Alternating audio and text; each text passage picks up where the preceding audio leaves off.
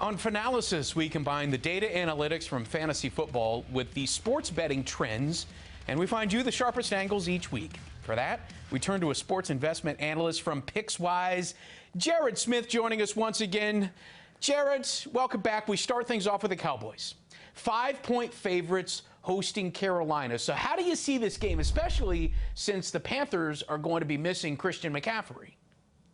Yeah, I think that matters, but I don't think that is going to tilt my decision here. So the first place I usually start when I'm breaking down games is I try to take the look-ahead line and I try to compare it to other lines with those teams in prior weeks, and then obviously, analyze that as it pertains to this week. When I looked at this Carolina-Dallas line, I was thinking about Monday night, and I was thinking, well, wait a minute. Philly was only a +3 at Dallas, and now I'm getting 5 with Carolina. I think Carolina is better than Philly. I think Carolina's defense might be the best unit in the NFL. They're grading out as the best unit through the first 3 weeks of the season. Give credit to Matt Rule. We all know about Sam Darnold and how talented he can be. He's looked great in this new offense with some weapons around him. Obviously, the McCaffrey injury is prevalent. But when I look at Dallas, they're coming off that game Monday night where they look phenomenal. They got a boost in the ratings. Clearly, that's why the numbers moved in their favor. But it's a short week, and Carolina has a long week. You know, they played last Thursday. Dallas played Monday. That is an extra 4 days of rest that the Panthers will get. So I just think the value here, getting over a field goal with a team that I think has a better defense, is the way to play it. Okay, now,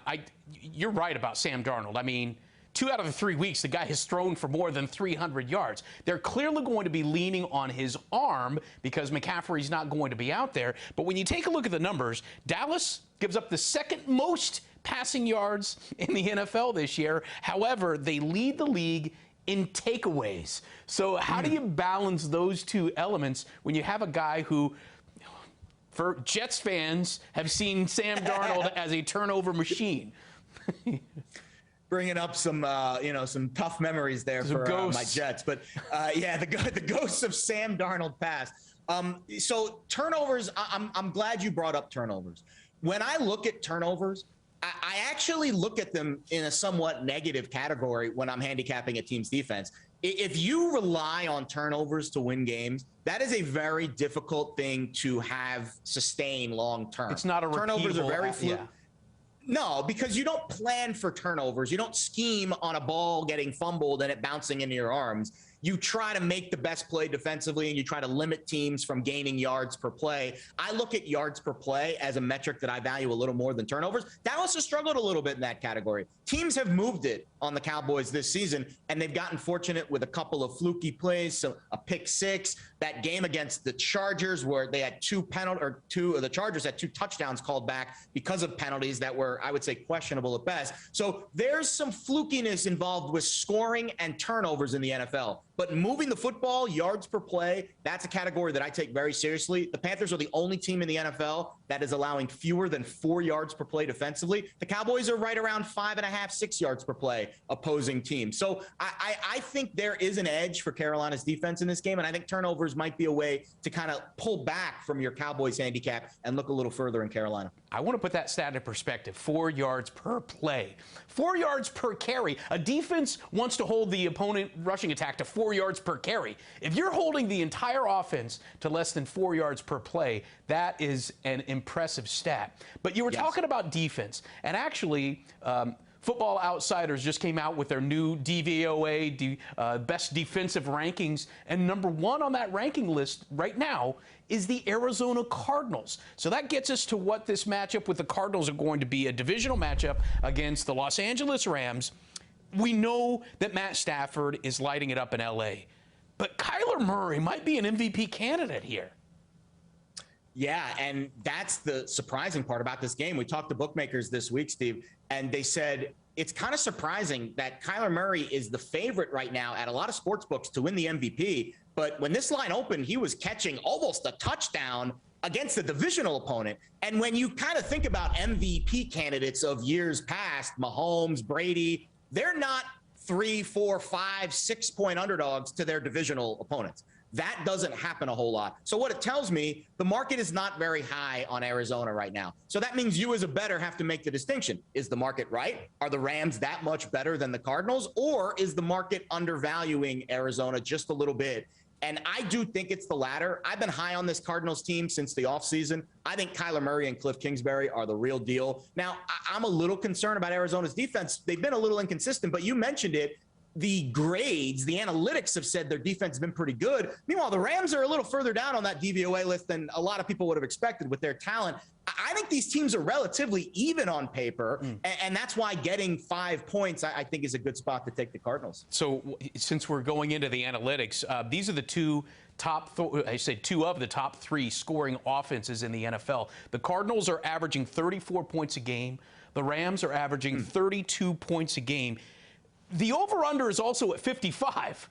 So does that interest you at all? I mean, they're literally averaging more than 55 points combined. Yeah, and totals are weird. I don't play a ton of totals. I mean, I know I have one on the card this week. It's only the 4th total I've played all season. I do keep track of these things. But when I look at totals, I'm always trying to find teams that know they have nothing to hide. And I do think the Rams and Cardinals, I don't want to say they're going to play this game conservatively, because that's not the approach I would expect. But they have to play again in a few weeks. Actually, I think it's in 3 weeks. They play each other very close their next game. So this might be the conservative game plan? It could be, but also when the total's moved as much as it has, and I know it opened around 52 and now it's up to 55, it gives me pause to play it at that total. And, that kind of goes back to what we've talked about with some of the other games. When the look-ahead line moves 3 points in the other direction, even though the trends and what your eyes are telling you says to follow that move, the value, you know how sharp these lines are, especially as we get further and further in the season. The value is on the other side of a move like that. So I saw 52.5 as the open, and now it's gone to 55. That's almost 3 full points. I'm not saying this game can't be 35-34, but the value says the under would be the play. And reading between the lines at how Vegas is handling these games actually leads us perfectly into this Knicks game, the Ravens line against the Broncos. Yes. This line, it's one way or the other depending on which book you're looking at. Some books have Baltimore favored by a point. Others have Denver favored by a point. So are you shopping this line? Line shopping, it kind of, I equate it to when you go purchase gasoline for your car. If you're driving down the road and you see, one of the, gas stations give you $2.99 a gallon, and then you see another quarter mile down the road, there's $2.39 a gallon. Which one are you going to shop at? Yeah. Now, granted, you might have a very, biased against one brand or the other, but let's just all say in a vacuum, all things are equal. I recommend, especially here in the state of New Jersey where I live, there are so many options. It's like seamless. You go online, you can pick anything you want for dinner. I would recommend shopping a bunch of lines. If you feel very passionately about a game, if you're going to make an investment in something, you want to make the most financially sound investment. So I definitely recommend shopping lines. There's plenty available. But as the meat of this game, as the line movement says, when we talked to the odds makers this week, Steve, the look-ahead line for this over the summer, sometimes they make summer lines, and then usually the look-aheads are a week or 2 weeks in advance. But sometimes certain books make lines for every game, and they release them very early in the summer. It was -3.5 on the Ravens. And now we're getting a point at some shops. So that's almost a 5-point move from the opening number way back over the summer. That's a lot of value on a Baltimore team that's been to the playoffs before. The roster's getting a little bit healthier. They're getting Justin Houston, some of those other key defensive players back this week. And on the other side, Denver is just banged up. KJ Hamler, ACL. We talked about the defensive injuries last week when we were trying to, get a little giddy up on the Jets there, but the Broncos were able to overcome that. Eventually, those injuries will take its toll. And I think this Baltimore team might be ripe for one of those patented games. They haven't had that classic Lamar Jackson spread it out, run for a 200-yard game yet. I know Denver's defense has been really good, but they're a little thin, and I think this might be the spot for Baltimore. Yeah, well, two things. First off, I'm surprised to see that Lamar Jackson is actually 4th in the NFL in rushing overall. But secondly, crazy. Isn't that crazy? We've been speaking so highly of Teddy Bridgewater and his ATS over the past few years. However, this year, the Broncos' opponents have been the Giants, the Jets, the Jaguars. Not a win between them all. Is this a dose of reality that's about to hit the Broncos? I think there's a case for that. I find it hard, and this is something I struggle with a lot, going back and looking at previous games, because every game, you have to almost put yourself in that week. And week 1 is a crazy week to begin with. I've heard some NFL players they would just prefer to just throw week 1 out, even if they had a bad or a good result, just because they don't feel it's an accurate representation of who their team are. I think Teddy Bridgewater's done an excellent job in Denver. But again, the Ravens' weakness on defense is their secondary without Marcus Peters. And now you're telling me that Jerry Jeudy and KJ Hamler are both out. Who is going to stretch the field for Denver and take advantage of that weakness? The strength of the Ravens defense is their interior. That's what Denver likes to do. Run the ball with Melvin Gordon. They've got 2 starting guards nicked up this week. I just think injuries do matter a lot in the NFL. And this has been a spot for Denver where they feasted on bad teams. Now they're managing up, and they're more thin than they were last week against the Jets. Eventually, it's going to catch up to them. You mentioned teams would like to throw week 1 away. I'm sure the Cleveland Browns would like to throw that week 1 game against Kansas City away, because, I mean, they gave up a ton of points. But this week they're going up against Minnesota, and we're looking at, we're not really looking at the line here, but we're looking at the over-under of 51. What's intriguing about this one to you? So we talk about key numbers a lot with spreads: 3, 7, 4, to a lesser extent, 10. Those are the common landing spots that NFL games tend to fall on.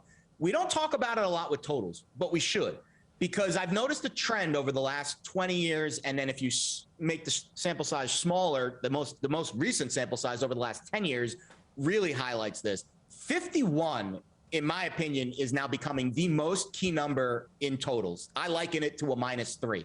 And anytime a total opens below 51 and then pushes through it, it's like a spread opening -2.5 and then going to 3.5. You're going to be like, okay, what's going on there? Why are smart people continuing to hammer that over? Well, let's look at the defenses in this game. Minnesota's defense has been absolutely dreadful. They are allowing the 2nd most yards per play in the NFL this season. And Cleveland, we know how efficient and dynamic that offense can be. Odell looked great last week. He's healthy. The running game has been fantastic. Meanwhile, the Cleveland defense, talk about facing anemic offenses. The last 2 weeks, Texans and Bears. Meanwhile, they are still a bottom half team in passing DVOA. So despite facing those terrible offenses, their defense is still not grading out that well. I think this game is going to get played a lot closer to the tempo we saw in week 1, which was 33-29 Chiefs over the Browns. And I could see this one really stretching the total. And again, the line movement pushing it through 51, very bullish to me. Okay, so to push back on that a little bit, I need to throw some Vegas numbers out at you here. Please do. 72% of the tickets are on the over, but 76% of the handle is on the under. How do you square that circle? It seems like the sharps, there are fewer people that are betting more money on the over, I should say. Yeah, I would recommend to make sure that if you're looking at one specific book. Actually, check that. I made a mistake there. 76% of the handle is on the under, so the sharps are laying money down on the under. Yeah, and that is something that I look at. If there's a big split, if there's a delta between the tickets and the handle, then yes, the public is on one side and the sharps, the big money bets, are on the other. The one thing I will say, at this stage of the week, again, we're taping this on Thursday, the limits are not fully open yet at a lot of the bigger shops out in Vegas. So those numbers could drastically change between now and Sunday. So I think the bigger, conglomerate betting syndicates, and there are plenty of them out there, if they want to get in on something big, they have to do it Saturday, Sunday morning. Okay. So that skews the totals a little bit. I monitor the ticket and the handle splits all week long. Based on what I'm seeing now market-wide, it looks like there's actually more money coming in on the under across the board, which, of course, that scares me a little bit. However, the total has risen. So when the sharps bet, it's not always the amount of money they're betting, Steve. Sometimes one guy who's really smart bets $1,000 on the over, then some, dumb idiot bets 20 grand on the under.